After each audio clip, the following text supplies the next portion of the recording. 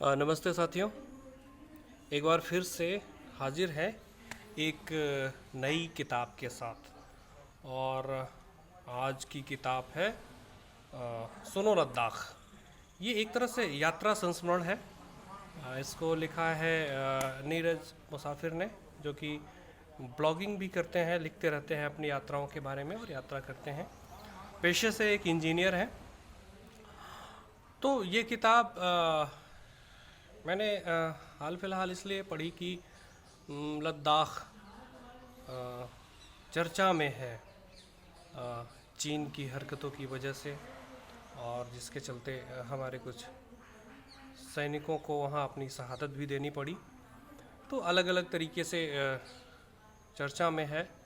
वहाँ से तरह तरह की रिपोर्ट आ रही है, ग्राउंड रिपोर्ट आ रही है। तो इसी तरह के परिवेश में मैंने सोचा कि इस किताब को देखते हैं और इसमें नीरज की नज़र से इस किताब को देखते हैं और समझते हैं कि लद्दाख का यात्रा वृत्तांत उन्होंने कैसे लिखा है और लद्दाख उनको किस तरह से दिखा। तो पुस्तक परिचय श्रृंखला में ये मेरी 10वीं किताब है।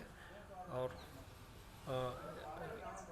इस किताब को मैंने अमेज़ोन पे पढ़ा, और आप यहाँ देख सकते हैं कि नीरज की कुछ और यात्रा संस्मरण हैं।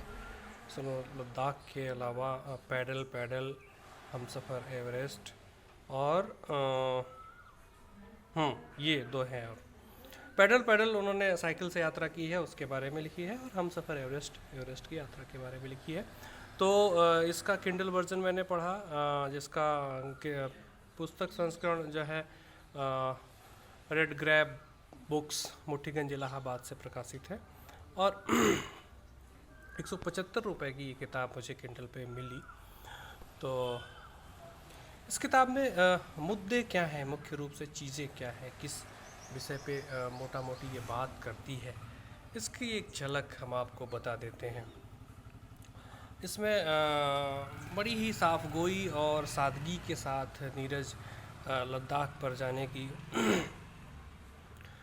तैयारी का जिक्र करते हैं। किस तरह से उन्होंने तैयारी की वहाँ के लिए, वहाँ के परिवेश के लिए उचित कपड़े और सारी तैयारियाँ।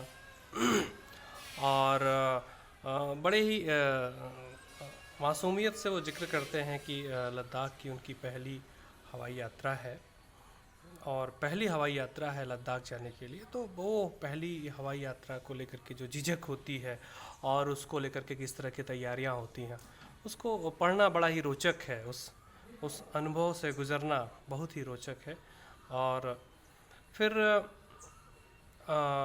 दिल्ली से लद्दाख में जो वहाँ की भौगोलिक या तापमान और वायुदाब का जो अंतर होता है, और उस तापमान के अंतर को, उस वायुदाब के अंतर को उन्होंने कैसा महसूस किया, ये सारी चीज़ें इसमें आपको पढ़ने को मिलेंगी। और एक मुझे एक एग्ज़ाम्पल याद आ रहा है बड़ा ही सटीक, कि वे दिल्ली में एक खाली बोतल को बंद किए रहते हैं, और जब वो लद्दाख में जाके खोलते हैं तो बोतल का ढक्कन उछल के दूर जाके गिरता है। तो उसका कारण होता है कि वहाँ लद्दाख में वायुदाब कम रहता है। तो लद्दाख के मौसम के साथ तालमेल, वहाँ बहुत ज़्यादा ठंडी है, और ये ठंडी के मौसम में जाते हैं। ठंडी का मौसम ये चुनते हैं, उसके पीछे भी कारण है कि वहाँ ठंडी में जास्कर नदी जम चुकी होती है पूरी तरह से। नदी बर्फ़ में तब्दील हो जाती है। तो उस बर्फ़ पे ट्रैकिंग को चादर ट्रैक कहते हैं। नदी जमी हुई नदी पर ट्रैकिंग करने को चादर ट्रैक कहते हैं, जो कि ठंडी में ही पॉसिबल है, इसलिए ठंडी में जाते हैं।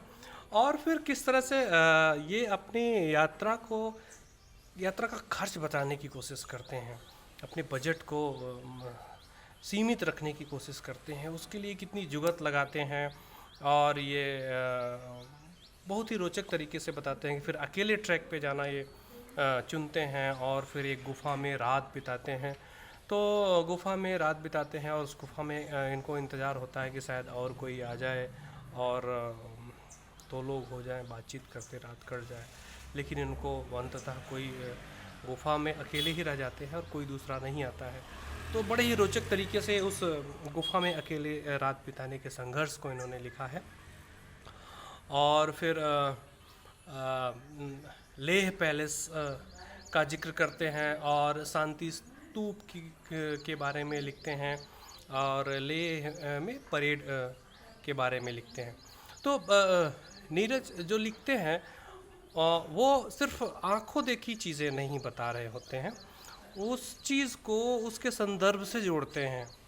तो जब ये लद्दाख में होते हैं तो हम नीरज की आंखों से सिर्फ लद्दाख का भूगोल नहीं देखते हैं, वहाँ की संस्कृति, वहाँ का रहन सहन, वहाँ के लोगों का जीवन, वहाँ की व्यापारिक स्थिति और वहाँ किस तरह के क्या काम चल रहे हैं, सड़क निर्माण से जुड़ा हुआ काम हुआ या फिर अन्य इस तरह से जुड़े हुए काम, क्योंकि अभी हम देख रहे हैं कि लद्दाख किस तरह से सामरिक महत्व का भी जगह है।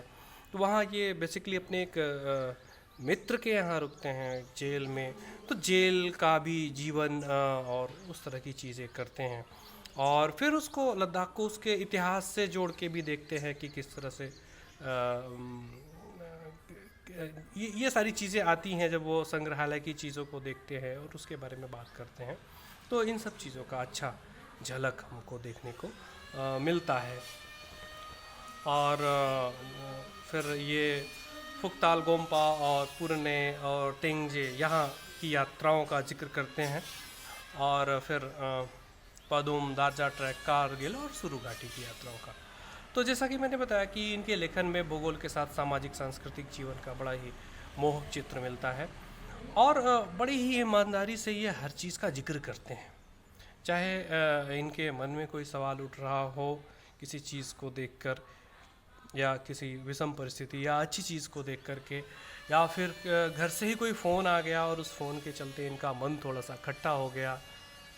जिक्र करते हैं इनके पिताजी का फ़ोन आता है और वो मना करते हैं कि अब वापस चले आओ, ठंड ज़्यादा है, इस तरह की चीज़ें। तो वो मन में उठने वाले भावों को बहुत ही ईमानदारी से बताते हैं और छोटी छोटी खर्च कि यहाँ इस यात्रा में इस जगह इतना खर्च लगा, उसने इतना मांगा, फिर ये बार्गेन भी करते हैं चीज़ों को किस तरह से खर्च को बचाने के लिए। उन सब चीज़ों को इस किताब में पढ़ा जा सकता है।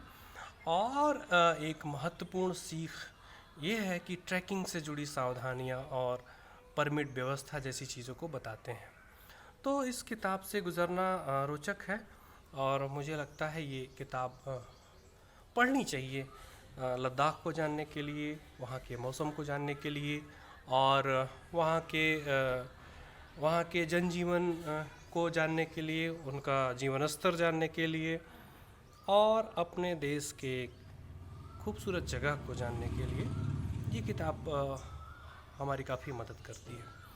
तो इस वीडियो पर आप लोग अपनी प्रतिक्रिया लिखिए और इस किताब पर और विस्तृत बात करना चाहते हैं तो हमको बताइए, हम इसको अध्यायवार इसके छोटे छोटे और विवरणों को आपको सामने साझा करेंगे। तो फिलहाल इतना ही, धन्यवाद।